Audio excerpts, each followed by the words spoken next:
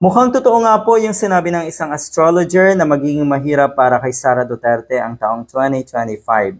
Lalo na po yung first quarter na ito dahil talagang ang dami niyang kaharaping problema. Una na po yung impeachment complaints at eto na nga, tahimik ang buong Pilipinas pero malaking balita, ito pong pagkakatanggal ni Sara Duterte bilang miyembro ng National Security Council, kasama na rin si Digong. At ang inisip syempre ng taong bayan ay dahil sila nga ay pro-China. At siguro naman, alam ng buong sambayanan din yung pagbabanta na itong si Sara Duterte sa Pangulo, kasama ang First Lady at sa Speaker Romualdez, kaya posibleng yun ang naging dahilan.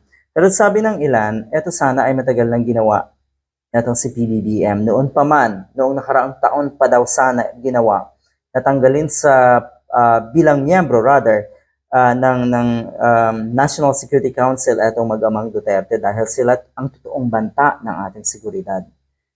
Eto pa, eto ang malala. Maniniwala ba kayo sa statement na ito na itong si Saldico? Pamumuno ni Sara Duterte punong-puno ng katiwalian. Abay, balita naman yan. Kung ikaw ay naniniwala pa rin kay Sara Duterte, may problema na po kayo sa pag-intindi kung ano ang mga baho, mga katiwalian na kinasasangkutan na itong si Sara Duterte. Punong-puno ng katiwalian. So pinapipili na itong si Saldico, ang mga kababayan natin, ito ba ang gusto nyo maging leader natin?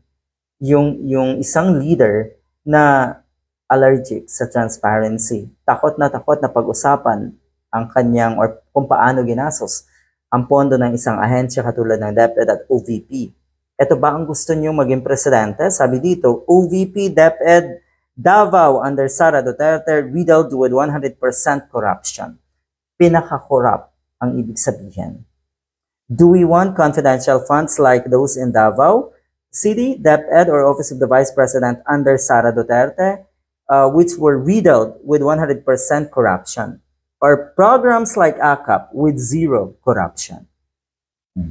At maraming natutulungan ang AKAP dahil kung ako ang tatanungin nyo, first hand ko pong nakikita na maraming natutulungan ang AKAP dito sa probinsya namin.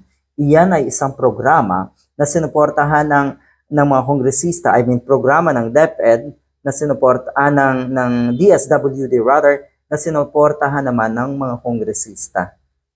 Saan pa tayo? Sa AKAP or sa confidential funds under Sara Duterte? Di ba mas malala? Malala ito Hindi ito basta-bastang paratang lang na itong isang kongresista. Ito po ay may mga basihan. Ito po ay dumaan o result ng investigation. Good luck.